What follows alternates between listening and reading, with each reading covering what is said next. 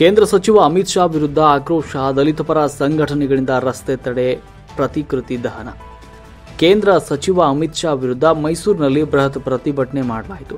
ಮೈಸೂರಿನ ಇಲವಾಲದಲ್ಲಿ ದಲಿತ ಪರ ಸಂಘಟನೆಗಳು ರಸ್ತೆ ತಡೆ ಚಳವಳಿ ನಡೆಸಿದರು. ಮೈಸೂರು ಹುಣಸೂರು ಮುಖ್ಯ ರಸ್ತೆಯನ್ನು ತಡೆದು ಪ್ರತಿಭಟನಾಕಾರರು ಆಕ್ರೋಶವನ್ನು ವ್ಯಕ್ತಪಡಿಸಿದರು. ಅಮಿತ್ ಶಾ ಕ್ಷಮೆ ಯಾಚಿಸಬೇಕು, ತಮ್ಮ ಸ್ಥಾನಕ್ಕೆ ರಾಜೀನಾಮೆ ನೀಡಬೇಕು ಅಂತ ಒತ್ತಾಯಿಸಿದರು. ಮಾನವ ಸರಪಳಿ ರಚಿಸಿ ಅಮಿತ್ ಶಾ ಪ್ರತಿಕೃತಿಗೆ ಬೆಂಕಿ ಹಚ್ಚಿ ಆಕ್ರೋಶವನ್ನು ವ್ಯಕ್ತಪಡಿಸಿದರು. ರಸ್ತೆ ತಡೆ ನಡೆಸಿದ್ರಿಂದ ವಾಹನ ಸಂಚಾರಕ್ಕೆ ಸಂದರ್ಭದಲ್ಲಿ ತೊಂದರೆ ಉಂಟಾಗಿತ್ತು. ಈ ಸಂದರ್ಭದಲ್ಲಿ ಕೇಂದ್ರ ಸರ್ಕಾರದ ವಿರುದ್ಧ ಘೋಷಣೆಯನ್ನು ಕೂಡ ಮೊಳಗಿಸಲಾಯಿತು.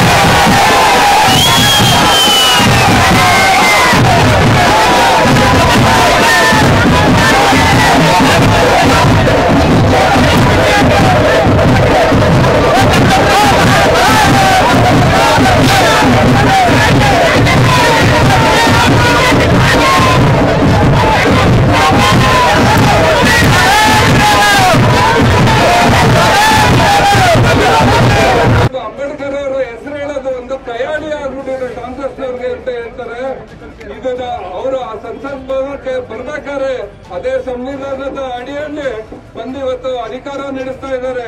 ಆದ್ರೆ ಅವ್ರು ಮಾತಾಡಿರ್ತಕ್ಕಂತ ಈ ಒಂದು ಅವಮಾನಕಾರಿ ಮಾತನ್ನ ಯಾವುದೇ ಬಿಜೆಪಿ ಮುಖಂಡರು ವಿರೋಧಿಸಿಲ್ಲ. ಈಗಂತಂದ್ರೆ ಏನನ್ಸುತ್ತೆ ಅಂದ್ರೆ ಬಿಜೆಪಿ ಅವ್ರದ್ದು ಇದ್ರಲ್ಲಿ ಒಂದು ಹುನ್ನಾರ ಇದೆ. ನಾವೆಲ್ಲ ನೋಡಿರ್ಬೋದು. ಈಗ ನಳಿನ್ ಕುಮಾರ್ ಕಟೀಲ್ ಅವರು ಸಂವಿಧಾನನೇ ಬದಲಾಯಿಸ್ತೀನಿ ಅಂತ ಹೇಳಿದ್ದಾರೆ. ಏನು ಆಶಯ ಇಟ್ಕೊಂಡು ಅಂಬೇಡ್ಕರ್ ಅವರು ಬರ್ತಿದ್ದಾರೆ, ಅದನ್ನ ವಿರೋಧಿಸಬೇಕಂತ ಕಾರ್ಯಕರ್ತರು ಈ ಬಿಜೆಪಿ ಮುಖಂಡರು ಮಾಡ್ತಾ ಇದ್ದಾರೆ. ಅದಕ್ಕೆಲ್ಲ ನಾವು ಇದೇ ರೀತಿ ಹೋರಾಟ ಮಾಡಬೇಕು. ನಿನ್ನೆ ಮೈಸೂರಿನಲ್ಲೂ ಕೂಡ ಜಿಲ್ಲಾ ಮಟ್ಟದಲ್ಲಿ ಇಡೀ ದೇಶದ ಅಂತ ಈ ಒಂದು ಪ್ರತಿಭಟನೆ ನಡೀತಾ ಇದೆ. ನಮ್ಗೆ ಗೆಲುವು ಸಿಗೋವರೆಗೂ ಹಾಗೇನೆ ಇವ್ರನ್ನ ಅಮಿತ್ ಶಾ ಅವ್ರನ್ನ ವಜಾ ಮಾಡಬೇಕು ಸಂಪುಟದಂತ ಅಂತ ಕೇಳ್ತಾ ತಮ್ಮೆಲ್ಲರಿಗೂ ಈಗ ಮತ್ತೊಮ್ಮೆ ಮಂತ್ರಿ ಒಬ್ಬ ಕೋಟೊಡ್ಡೆ, ಒಬ್ಬ ಕಳ್ಳ, ಗುಜರಾತ್ನಲ್ಲಿ ಅವನು ಗೃಹ ಮಂತ್ರಿಯಾಗಿದ್ದಂತ ಸಂದರ್ಭದಲ್ಲಿ ಕೋಮುವನ್ನು ಸೃಷ್ಟಿಸಿ ನೂರಾರು ಕೊಲೆಗಳಿಗೆ ಕಾರಣ ಆದಂತಹ ಒಬ್ಬ ಗೃಹ ಮಂತ್ರಿ ಇವತ್ತು ಬಾಬಾ ಸಾಹೇಬ್ ಅಂಬೇಡ್ಕರ್ ಅವ್ರನ್ನ ರಾಜ್ಯಸಭೆಯಲ್ಲಿ ಮಾತಾಡುವಾಗ ನೀವೆಲ್ಲರೂ ಕೂಡ 100 ಸತಿ ಅಂಬೇಡ್ಕರ್ ಅಂಬೇಡ್ಕರ್ ಅಂಬೇಡ್ಕರ್ ಅಂತ ಹೇಳ್ತೀರಿ. ಇದ್ರ ಬದಲು ಭಗವಂತನ ನೆನೆದಿದ್ರೆ ನೀವೆಲ್ಲರೂ ಸ್ವರ್ಗಕ್ಕೆ ಸೇರ್ತಿದ್ರಿ ಅಂತೇಳಿ ಒಬ್ಬ ಮುಟ್ಟಾಳ ಗೃಹ ಮಂತ್ರಿ ಮಾತಾಡಿದ್ದಾನೆ. ಎಲ್ಲಿ ಮಾತಾಡಿದ್ದಾನೆ? ರಾಜ್ಯಸಭೆಯಲ್ಲಿ ಮಾತಾಡಿದ್ದಾನೆ. ರಾಜ್ಯಸಭೆಯಲ್ಲಿ ಅವನೊಬ್ಬ ಕಳ್ಳ ಕೋಟೊಟ್ಟಿ ಆಗಿದ್ರು ಕೂಡ, ಒಬ್ಬ ಕೋಮುವಾದಿ ಆಗಿದ್ರು ಕೂಡ ಅವನ್ನ ಇವತ್ತೇನಾದ್ರೂ ಪಾರ್ಲಿಮೆಂಟ್ ಸದಸ್ಯರಾಗಿ ಗೃಹ ಮಂತ್ರಿ ಆಗಿದ್ದಾನೆ ಅಂದ್ರೆ ಬಾಬಾ ಸಾಹೇಬ್ ಅಂಬೇಡ್ಕರ್ ಅವರು ಸಂವಿಧಾನವನ್ನ ರಚನೆ ಮಾಡಿದ್ರೆ ಅವನು ರಾಜನ ಮಗ ರಾಜ ಆಗ್ತಿದ್ದ, ಸಾಹುಕಾರನ ಮಗ ಸಾಹುಕಾರ ಆಗ್ತಿದ್ದ. ಹಿಂದೆ ಯಾರು ಪ್ರಜಾಪ್ರಭುತ್ವ ವ್ಯವಸ್ಥೆಯಲ್ಲಿ ಯಾರೂ ಕೂಡ ಮತದಾನ ಹಕ್ಕೇ ಇರಲಿಲ್ಲ. ಬಾಬಾ ಸಾಹೇಬ್ ಅಂಬೇಡ್ಕರ್ ಅವರು ಸಂವಿಧಾನ ರಚಿಸುವಾಗ ಅನೇಕ ರಾಷ್ಟ್ರಗಳನ್ನು ತಿರುಗಿ ಅನೇಕ ರಾಷ್ಟ್ರದ ಸಂವಿಧಾನಗಳ ಬಗ್ಗೆ ಆಲೋಚನೆ ಮಾಡಿ ನಮ್ದು ಶ್ರೇಷ್ಠವಾದ ಸಂವಿಧಾನವನ್ನ ಎಲ್ಲ ಜಾತಿ ಎಲ್ಲ ವರ್ಗಕ್ಕೂ ಕೂಡ ಇಡೀ ಭಾರತದ ರಾಷ್ಟ್ರದಲ್ಲಿ ಇಡೀ ಕಂಟ್ರಿನಲ್ಲಿ ಎಲ್ಲೂ ಇಲ್ಲದ ಜಾತಿ ವ್ಯವಸ್ಥೆ ನಮ್ಮ ಭಾರತದಲ್ಲಿದೆ. ಎಲ್ಲ ವರ್ಗಕ್ಕೆ ಎಲ್ಲ ಜಾತಿಗೆ ನ್ಯಾಯ ಸಿಗಬೇಕು ಅಂತ ಹೇಳಿ ಅಂಬೇಡ್ಕರ್ ಅವರು ಕೊಟ್ಟಂತ ಸಂವಿಧಾನದಲ್ಲಿ ಅವನು ಇವತ್ತು ಪಾರ್ಲಿಮೆಂಟ್ ನ ಸದಸ್ಯನಾಗಿದ್ದಾನೆ, ಗೃಹ ಮಂತ್ರಿ ಆಗಿದ್ದಾನೆ.